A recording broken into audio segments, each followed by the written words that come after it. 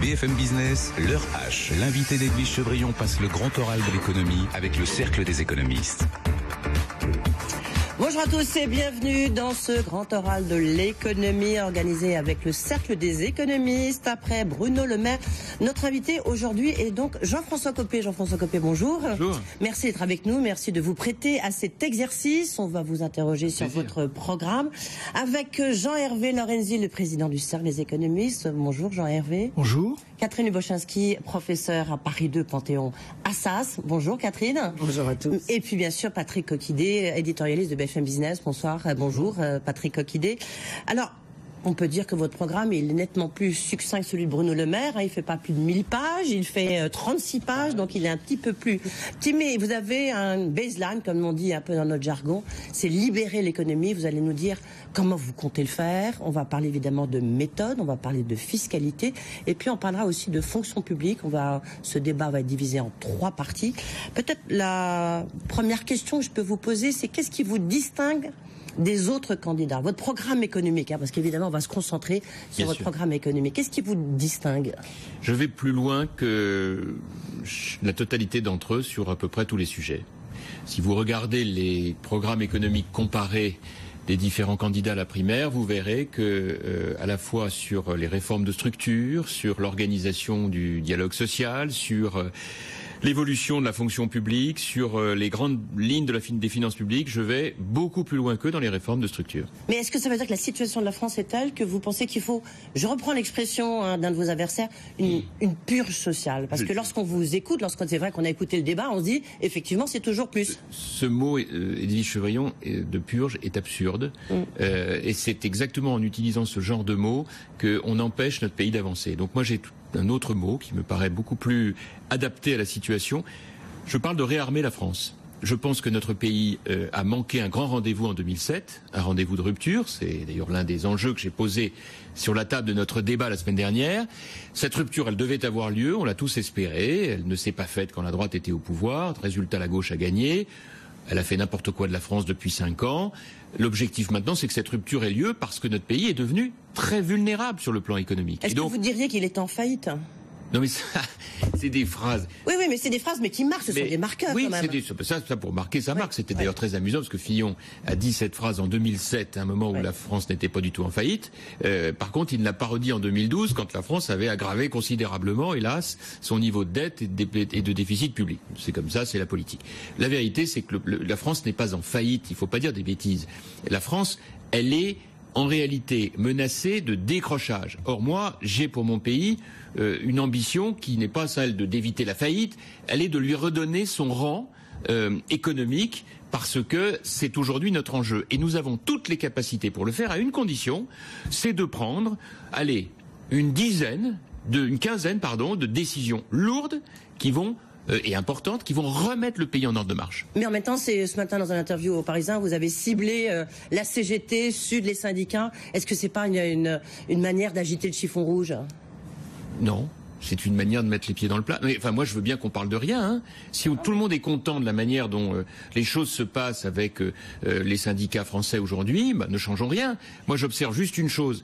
On ne peut plus faire une réforme sociale et économique en France. On ne peut plus. Puisqu'on est, en réalité, en co-gestion avec la CGT. Et quand je dis co-gestion, c'est en fait en complaisance et en reculade. C'est-à-dire qu'on demande à M. Martinez, comme on demandait hier à M. Thibault, si on a le droit de toucher un peu au droit du travail. Il dit non, et on recule. Eh bien, moi, je ne veux plus de ça. Parce que c'est pas l'idée que je me fais d'un grand pays, d'une grande démocratie. Jean-Hervé Lorenzi, alors, le programme, évidemment, vous avez scruté à la loupe le programme de Jean-François Copé. Comment est-ce que vous le jugez? Comment est-ce qu'il est applicable ou pas? J'ai peut-être une petite critique, le contexte macroéconomique est peut-être moins développé, mais peut-être qu'on va le développer ensemble. Jean-Hervé Lorenzi. Trois remarques. La première, c'est d'abord que Jean-François Copé a fait quelque chose qui est vachement sympa pour nous. C'est qu'au lieu d'avoir 1000 pages comme la semaine dernière, on a 36. Et franchement, 36, même à mon âge, j'y arrive. Donc j'ai tout compris. C'est le risque. Jean-Hervé Lorenzi, le risque de 1000 pages, c'est qu'on ne relise pas ce qu'on écrit. Et c'est comme ça que Bruno, dans son texte, nous propose de passer pour le cannabis d'un délit à une contravention digne d'une amende d'excès de vitesse. Deuxième remarque, après on est d'accord ou pas d'accord, c'est des positions des uns des autres, mais je dois reconnaître que l'ensemble est chiffré, organisé, précis, avec très peu de chiffres en réalité. Vous m'avez retrouvé, en fait. Comme du temps de notre jeunesse, vous m'avez retrouvé. Bon, allez-y, on avance. Oui, mais enfin, tant qu'on dit des choses gentilles. Mais alors, troisième point, il y a le même sujet. Alors, l'idée de base de Jean-François Copé, c'est je libère le coût, je fais un choc, je libère un peu partout, et il se crée une dynamique qui est une dynamique vertueuse. Moi, je suis un économiste, donc j'ai besoin d'avoir, pour arriver à créer au fond, ce cercle vertueux, il me faut 2 points de croissance, 1,9, 2 points, et ça, vous l'avez dit, Edwige, il y a quelques minutes, c'est la partie qui manque. Ouais. Et en réalité, c'est comme en bateau, il faut du vent dans les voiles. Donc, si, il y a un point, soyons honnêtes, il y a un des aspects qui permet de créer de l'emploi assez rapidement, c'est les services aux particuliers. Il y a cette détaxation très forte, ça crée de l'emploi très vite. Il manque le logement, qui est pas, 36 pages, pas assez en tout cas, parce que ça crée de l'emploi. Ce que je veux dire par là, c'est que quand on est aussi, ambitieux, au bon sens du terme, pour faire bouger les choses, il faut qu'on ait du vent dans les voiles, il faut qu'on ait de la croissance, et au départ, il le faut. Et donc, dernier point, je reprends l'expression d'Edwige, il faut qu'on ait une vision un peu plus claire de la trajectoire qu'on va mener. Alors, Jean-François, vous allez répondre, mais d'abord, deuxième commentaire du Cercle des économistes de Catherine Lubochinski, et après, vous répondrez au Cercle. Catherine, votre jugement? Alors moi aussi j'ai apprécié les 36 pages, c'est-à-dire quelque chose de synthétique qu'on peut avoir en tête, voilà. Donc alors j'ai compris que vous vouliez faire une centaine de milliards d'économies de dépenses publiques en net sur les 5 ans, c'est parfait, tout le monde. Je suis d'ailleurs le seul des candidats à avoir chiffré et ventilé ces 100 milliards d'économies. Voilà. Alors sur le chiffrage justement, j'ai juste une petite remarque, je vous ai trouvé assez pessimiste finalement, parce que Jean-Hervé vient de dire qu'il nous faut absolument 2 points de croissance. Vous espérez libérer l'économie et donc relancer la croissance avec vos mesures, sauf que tous vos chiffrages sont faits avec 1 point, je crois, de croissance par an sur les 5 prochaines années. Donc il y a quelque chose qui manque peut-être un peu de cohérence. Le deuxième point, mais c'est peut-être lié à votre exercice de faire quelque chose de très synthétique, le deuxième point, c'est qu'il n'y a pas vraiment de réforme fiscale globale. Il y a des allègements fiscaux par-ci, il y a des augmentations de taxes par-là, mais une grande simplification serait peut-être aussi la bienvenue, pas simplement dans le Code du travail, comme vous l'avez mentionné, et par exemple, on passe au prélèvement à la source, il n'y a rien dessus. Et le dernier point, c'est que je n'ai pas vu votre position par rapport à l'Union européenne, où on a pris des engagements vers l'Union européenne. Et ça, effectivement, on y reviendra en fin de partie, parce que c'est pas trouvé grand-chose. Bon, je vous réponds sur tout cela. Vous répondez, après on parlera juste. Bon, d'abord, sur le plan de la forme, je voudrais rappeler que le document auquel vous faites référence, ça s'appelle 15 ordonnances pour réarmer la France.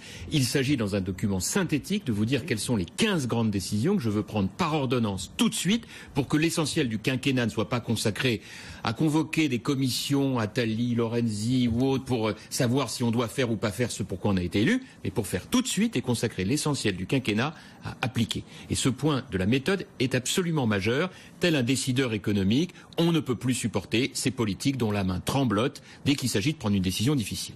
Maintenant, je viens au fond. Si l'absence d'approche macroéconomique... Cadrage peut-être. Cadrage macroéconomique. Ouais. C'est le fait de ne pas avoir affiché un taux de croissance ambitieux. Alors, effectivement, je dois vous dire que j'ai voulu rompre avec cette pratique stupide et qui a, je crois, lassé les Français, qui consiste à démarrer flamberge au vent avec l'annonce présupposée d'un taux de croissance très élevé pour pouvoir faire avaler des cadeaux qu'on ne pourra jamais payer. Bon, j'ai donc fait l'inverse. Je suis parti d'une hypothèse de croissance, donc il y a bien une approche macroéconomique, mais d'une hypothèse de croissance minimaliste, chère Catherine. Mon idée était de dire 1%. Pourquoi ? Parce que si on n'est pas capable de faire avec 1%, alors ne prétendons pas qu'on va faire 2 ou 2,5. C'est du plus. Jean-Hervé Lorenzi, on a eu des débats ces dernières années. J'ai été ministre du budget pendant 3 ans. Je n'ai cessé de m'énerver avec des prévisions de croissance qui n'étaient jamais la réalité et qui faussent nos estimations. Donc, j'en suis arrivé à cette conclusion, c'est l'avantage de commencer à avoir un peu de maturité et de suivre de très près depuis longtemps les questions économiques, à la conclusion suivante. Je prends une hypothèse de croissance minimale parce que la croissance, ça ne se décrète pas, c'est le résultat d'une politique. On a le bac si on a travaillé avant. Et bien là, on va faire pareil. Et donc, quelle est ma stratégie ? Elle est de dire, Nous avons depuis des années débattu, est-ce qu'il faut une politique de la demande, est-ce qu'il faut une politique de l'offre? Il faut une politique de l'offre. C'est notre appareil productif aujourd'hui qui n'est pas outillé pour la compétition mondiale. C'est ce que fait le gouvernement actuel, politique de l'offre.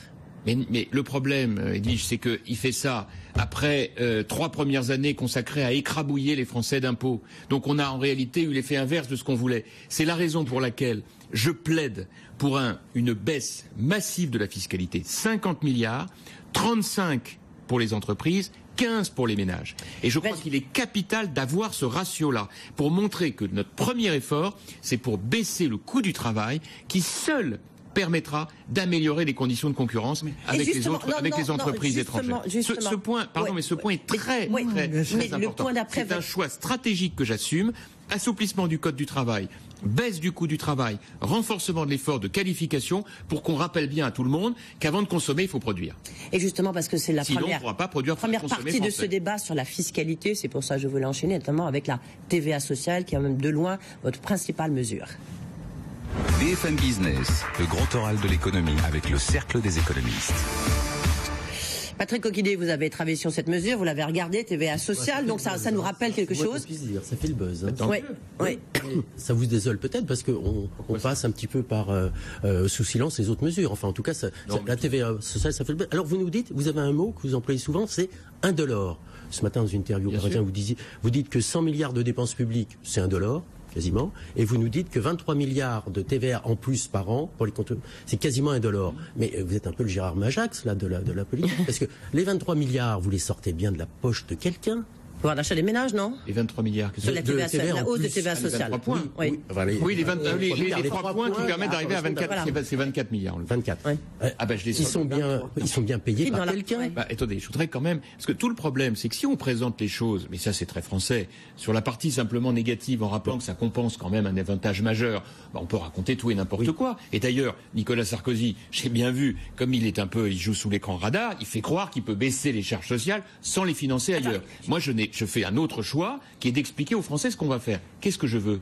Je veux que la sécurité sociale ne soit plus payée seulement par les gens qui travaillent. Voilà. Je pense que c'est tous les Français qui doivent y participer. De ce point de vue, nous avons aujourd'hui un problème majeur, c'est le coût du travail. Pourquoi?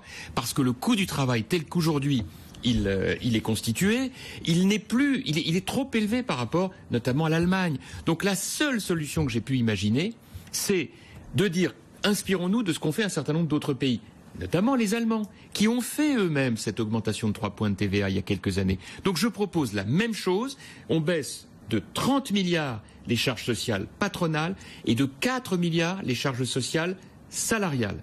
Et on les transfère à la TVA en récupérant le reliquat du fameux CICE. Et ça a un impact sur la consommation, ça a un impact ensuite surtout sur la croissance, surtout avec la structure française de la croissance. Moi, mon point de vue est le suivant. En réalité, le premier impact, c'est la baisse du coût du travail. Et donc, la capacité de produire et d'embaucher plus. Ça, c'est un premier élément. D'accord, c'est votre priorité, je vais dire si ou non. Priorité, c'est évidemment l'emploi. Et même si ça a des conséquences sur la consommation ensuite du ménage. Laissez-moi terminer. Quel est celui qui peut me reprocher de vouloir faire de l'emploi la première des priorités en baissant le coût du travail? Deuxième élément. Qui vous dit que l'augmentation de 3 points de la TVA aura une incidence sur la consommation? Moi, je vais vous dire une chose. Ce que j'observe, c'est que le niveau de concurrence... Au Japon, ça s'est passé. En Allemagne, un petit peu.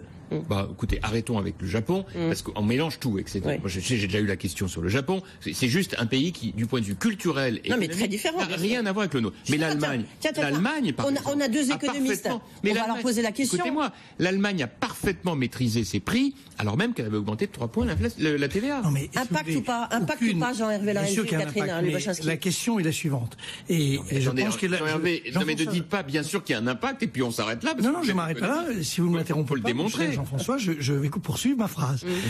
La question que, là, au fond, la stratégie, puisque je vais la décrire de manière comme je la ressens, la stratégie, c'est évidemment qu'il y a un impact, tout un impact. C'est pas c'est en réalité de se dire que l'impact éventuellement négatif sur la consommation pendant une durée de temps courte peut être compensé assez rapidement parce que on crée une mécanique de création d'emplois qui elle crée des trucs. Donc c'est une course contre la montre. C'est là où la politique économique c'est du fine tuning. Il faut être très subtil. Le calcul de Jean-François Copé consiste à dire ce qui peut à un moment déterminé ralentir ralentir la croissance quelques mois, doit être compensée très rapidement et en fait surmontée au sens littéral du terme. Est-ce que ça vous paraît aussi absurde que ça? Non, moi je suis pour la TVA sociale. Catherine Wojcicki, voilà. Soutien Jean-Hervé. Merci. Je vous avais bien noté. Non, mais parce que je vais vous dire une chose. Il y a un moment où il va falloir qu'un certain nombre de gens qui observent les questions économiques s'engagent sur les idées. Vous avez compris, je suis très heureux d'avoir entendu parce que j'ai beaucoup d'estime, il le sait, pour Jean-Hervé Lorenzi et pour ses travaux ainsi qu'un certain nombre de ses collègues. Moi, je suis les questions économiques de très près depuis toujours. Pourquoi c'est important ce que vous dites? Parce qu'il y a un moment où il va falloir dire la vérité. Et moi, j'en ai assez de cette période dans laquelle chacun est là à raser gratis sans expliquer aux Français « Ah il faut pas leur dire parce que vous comprenez, on va perdre des voix ». En vérité, les voix, on les perd. Parce qu'à force de ne pas dire les choses aux Français, on les perd. Ok, attendez, commentaire d'une autre membre du Cercle des économistes. Est-ce que vous êtes d'accord avec Jean-Hervé ou pas, Catherine Lebachin? Alors, c'est pas... j'oserais pas être si, d'accord avec Jean-Hervé. Non, on est sur le fond, là. On est sur le fond. Alors, sur le fond, a priori, TVA sociale, pourquoi pas passer à 23, sachant que les biens de première nécessité, je suppose, resteront à 5,5. Voilà. Bien entendu. Donc ça atténue quand même, on ne touche absolument pas aux biens de voilà. Pour les importations, donc ça atténue l'impact. Maintenant, cette mesure peut pas être prise toute seule, c'est dans un ensemble de mesures et comme vous l'avez souligné, c'est une baisse des charges sociales. Sauf que vous donnez un chiffre global et vous n'expliquez pas sur quel niveau de salaire ces allègements de charges sociales vont porter. Parce que si vous voulez relancer l'emploi, l'allègement des charges sociales doit porter sur les bas salaires et que si vous il y a un débat là-dessus, savoir à quel niveau. Oui, mais il y a beaucoup de travaux. Il y a un débat politique. Vous prenez Louis Gallois, qui est aussi un économiste, d'une certaine mesure, lui il est plutôt sur les 2,5. Non, mais je suis pas à 1,5, 2,5, je suis pas là. Mais sauf que si on fait une baisse généralisée, il y a un problème. Sur les hauts salaires, ça n'a pas d'impact. Je commande juste un instant. Le sujet qu'il est vital. Non, mais c'est évidemment lui que vous m'interrogez, mais c'est... brûle d'envie de vous répondre. Sur le fond, la question, là aussi, c'est une question de timing. Quand on dit je baisse les charges sociales sur les emplois les plus faibles, on crée une mécanique de création d'emplois. Et de confiance. Et à ce moment-là, on peut remonter le niveau pour lequel finalement on fait ces baisses. Allez, c'est à vous. Alors, vous avez le droit de répondre. Mon point de vue est le suivant. Effectivement, il faut rentrer un peu dans le détail. Donc, premier point, ça ne concerne que la TVA dite du taux normal et en aucun cas le taux réduit, par exemple, pour les médicaments ou les produits de première nécessité. Premièrement. Deuxièmement, la baisse des charges sociales. Mon idée est de ne pas la limiter aux bas salaires. Il est de la plafonner un peu plus haut. Pourquoi? Parce que sinon, nous créons un plafond de verre qui fait que les Français n'arriveront jamais à voir leur salaire augmenter. Et le plus haut, ça va jusqu'au plus haut. Et donc, j'ai regardé naturellement les statistiques qui montrent que jusqu'à grosso modo 3 à 3,5 fois le SMIC, nous couvrons 90% des salariés français. Et sur cette base, sachant qu'aujourd'hui, la quasi-totalité des charges sociales est exonérée au niveau du SMIC. À 11%. Oui, c'est beaucoup. Oui, c'est beaucoup. Et donc, ça veut dire que, et puis c'est dégressif. Donc, mon idée, en fait, est de relever suffisamment cette exonération pour que puissent profiter ce que l'on appelle, pour aller vite, les classes moyennes, c'est-à-dire des gens qui n'ont jamais le droit à rien et qui payent pour tout le monde. Objectif, pour l'employeur, ce serait alors de l'ordre de 700 € pour l'employeur d'économie par salarié et par an. Sur une PME de 15, 20, 25 salariés, ça commence à faire des milliers d'euros qui permettent de réinvestir ou d'embaucher. Oui. Et deuxièmement, ça fait une centaine d'euros par salarié, puisque je baisse aussi les charges salariales. Donc ça commence à devenir quelque chose qui peut compenser la hausse de la TVA. Patrick Coquidé, une dernière question. Après, on passera à la deuxième partie. Sur les charges, baisse des charges, 30 milliards, vous dites, hein, charges patronales. 30 milliards, oui. Mais vous recyclez le CICE, vous supprimez le CICE. Donc, vous récupérez 17 milliards, en gros, de Hollande. 6.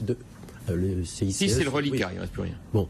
Donc, non, j'ai fait le calcul, c'est 3 points de TVA, ça fait 24, 6 de reliquat de CICE, ça fait 30, on arrive à 30 milliards, et donc ces 30 milliards correspondent aux baisses de charges.